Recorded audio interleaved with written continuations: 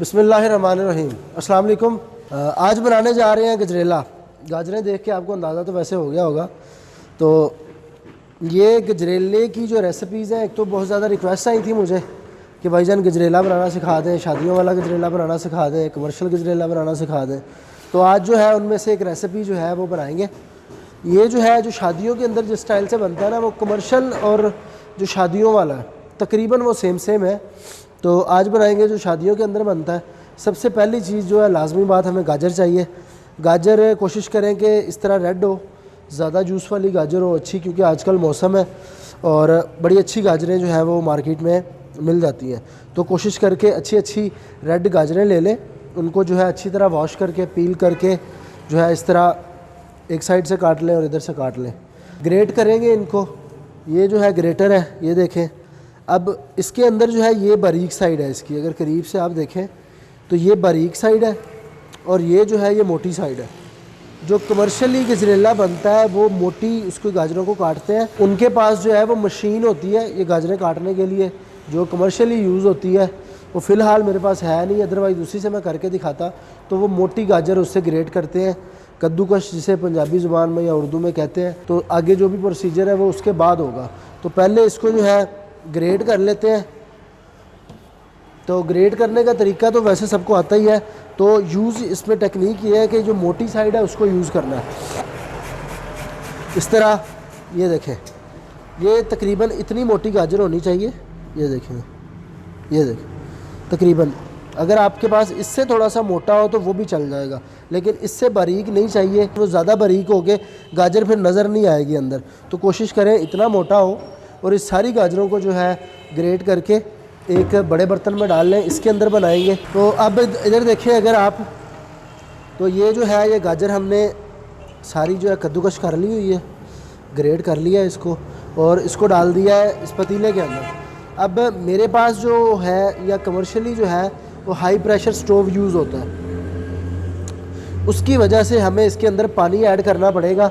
मैं इसके अंदर तकरीबन ये 4 किलो गाजर है, 4 किलो गाजर है। पकने से पहले इसके अंदर 500 ml जो है वो पानी डालूँगा।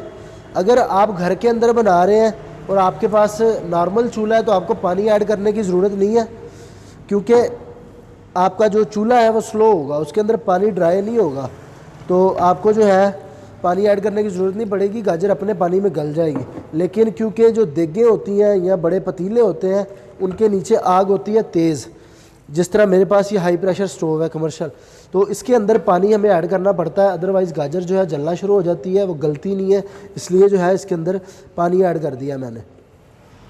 तो इसको जो है पकाना है इधर।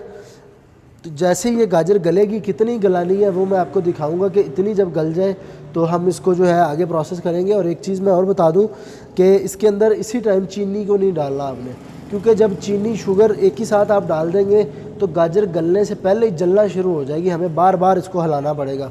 तो इसके अंदर ना घी डालना है, ना चीनी डालनी है, कुछ भी नहीं डालना। गाजर को पहले समझ लें कि हमने कुक करना है, बॉयल होने दें, उसके बाद जो है आगे चीनी भी डालेंगे और इसको ऑयल डाल के तड़का भी लगाएंगे। अब अगर अंदर देखें आप तो ये कंडीशन है।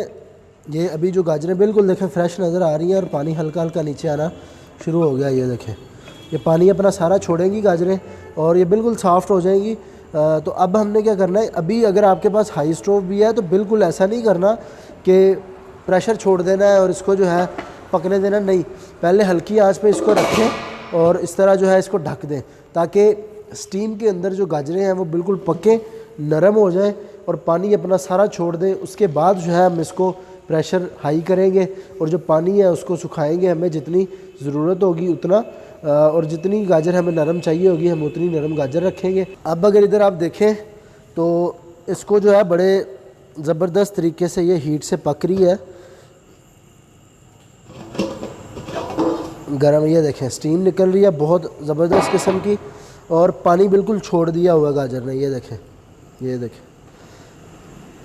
ये देखें, इधर बिल्कुल सॉफ्ट हो रही है, लेकिन अभी इसे टाइम लगेगा थोड़ा।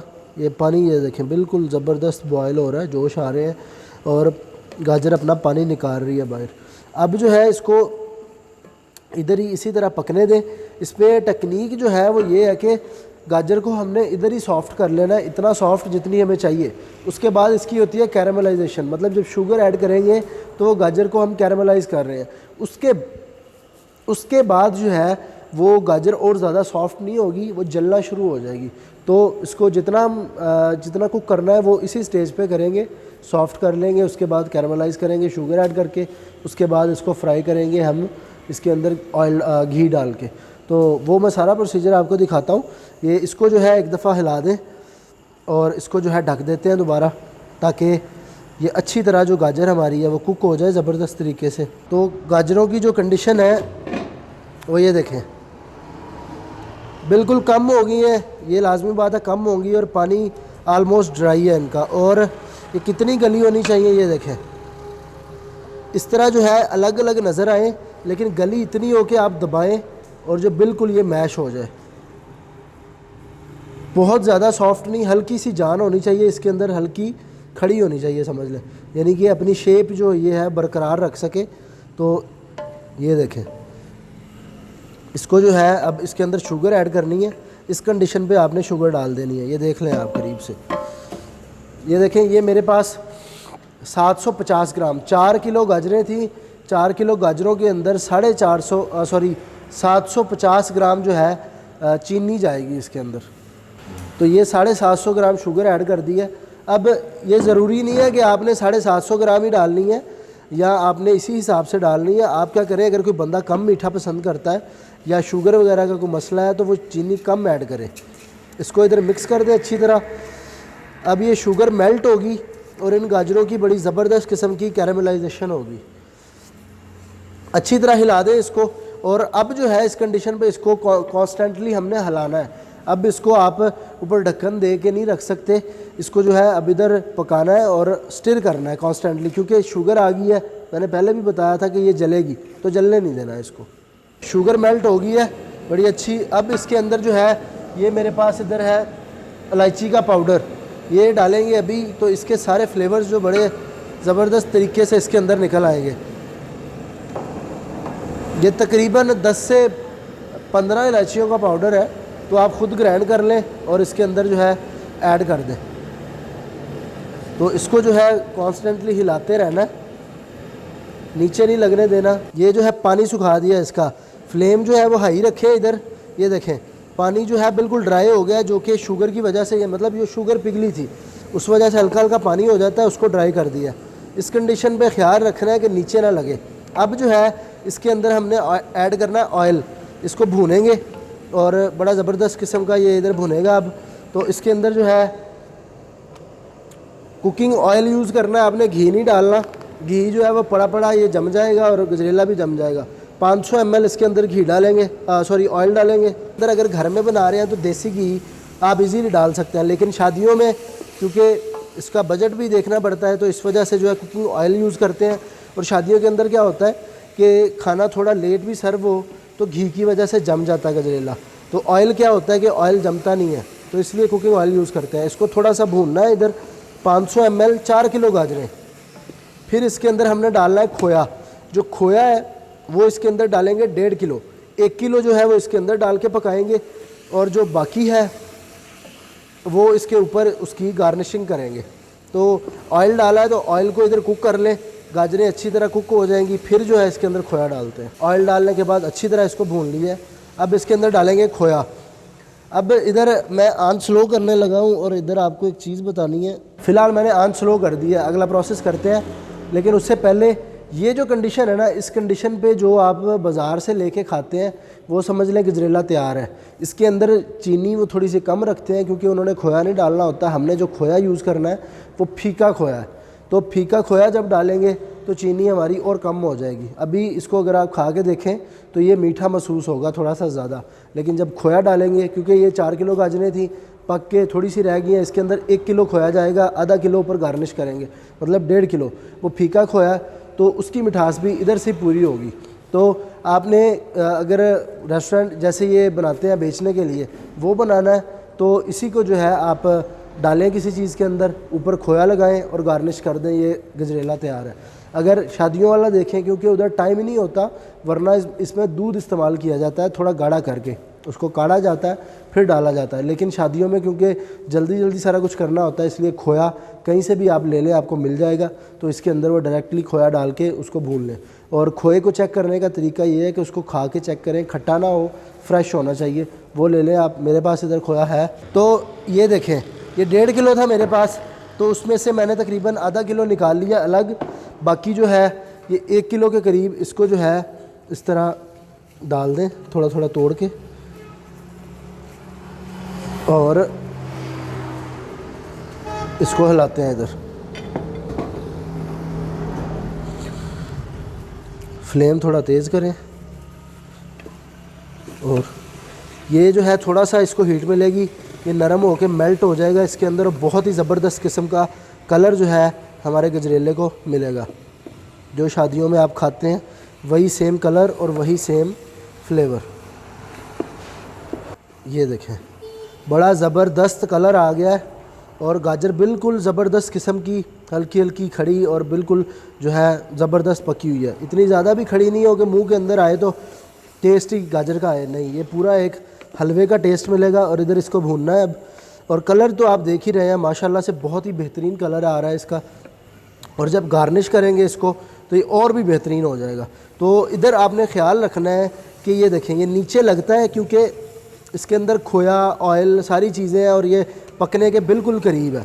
अब आप इससे ज़रा सी अपनी तवज्जो हटाएंगे तो ये नीचे लग जाएगा, जले का टेस्ट आएगा, वो ख्याल रखना है। बिल्कुल एंड पे है, पकने वाला है। अब इसके अंदर हम डालेंगे खुश्क मेवे। ये है मेरे पास काजू, ये तकरीबन 100 ग्राम है इसके अंदर, मैं डाल दूँगा ये ऐसे ही। आप चॉप करके भी डाल सकते हैं, लेकिन साबुत जो है वो ज़्यादा अच्छा टेस्ट देते हैं। बादाम है 50 ग्राम, ये डाल दें। ये जो है रेज़न है, ये सौगी जिसको बोलते हैं, किशमिश बोलते हैं, पानी में भिगो के रखी हुई थी ताकि हल्की सी फूल जाए। तो ये जो है 50 ग्राम डाल दें इसके अंदर।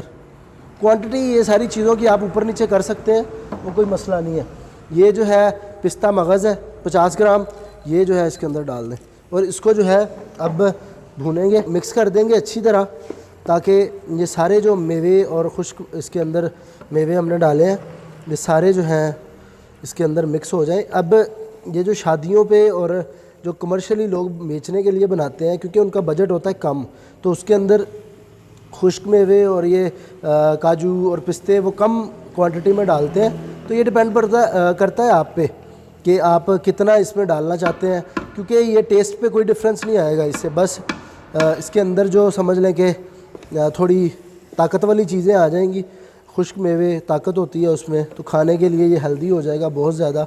और सर्दियों के लिए, क्योंकि हम बना रहे हैं इसको सर्दियों में, गाजरें भी सर्दियों में ही आती हैं, लेकिन क्योंकि सर्दियों का ये ख़ास तोहफ़ा है, इसलिए जो इसके अंदर खुश्क मेवे जाते हैं और सारी ऐसी चीज़ें जाती हैं कि सर्दियों के लिए ये लाजवाब हो जाए।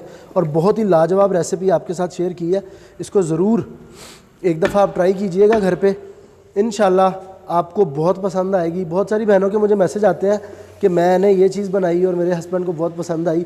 तो मेरी उनसे रिक्वेस्ट है कि ये एक दफ़ा आप ज़रूर ट्राई कर लें, ज़्यादा टाइम नहीं लगता। तो इसको जो है बना के अपने हस्बैंड या जो भी आपके हैं घर पे उनको खिलाएं, इंशाल्लाह बहुत पसंद आएगा, बहुत पसंद करेंगे वो। अब ये ऑलमोस्ट कुक है, तो इसको डिश आउट करके मैं दिखाता हूँ आपको। तो अब देखें, ये बर्तन जो है कोई और ले लें या उसी को जो क्लीन कर लें। इधर अंदर देखें अगर आप, तो साफ़ कर लिया उसको। अब जो है ये खोया मैंने आपको दिखाया था कि मैंने रख लिया है, सारा नहीं डाला। ये 500 ग्राम जो है ये खोया है, इसको हमने ऐसे ही या श्रेड करके ऊपर नहीं डाल देना उसके। हमने क्या करना है, इसको जो है मेल्ट करेंगे, बिल्कुल इसको मेल्टी फॉर्म में लेके आके उसके ऊपर लेयर लगाएंगे। इसी तरह किया जाता है और हम भी इसी तरह ही करेंगे। इसको अंदर डालें और आँच स्लो रखनी है आपने, नहीं तो ये नीचे लग जाएगा। तो इसको जो है इधर तोड़ लें अच्छी तरह, और इसको अच्छी तरह मेल्ट कर लें इधर। फिर जो है इसको ऊपर गार्निश करते हैं, बस 1-2 मिनट लगेंगे। ये देखें बिल्कुल मेल्ट हो गया, 1 मिनट और लगेगा, 1 से 1.5 मिनट, तो ये अच्छी तरह मेल्ट हो जाएगा। तो ये मेल्ट किया हुआ है, इसको क्या करें, इस तरह जो है ऊपर डाल लें। ये देखें बहुत ही ज़बरदस्त और क्रीमी है। सारा नहीं मैंने निकाला, मैं थोड़ा सा आपको दिखाता हूँ, बाकी मैं निकाल के इसको गार्निश कर देता हूँ। ये देखें, इसको जो है बड़े आराम से आपने इसके ऊपर इस तरह गार्निश कर देना। ये देखें,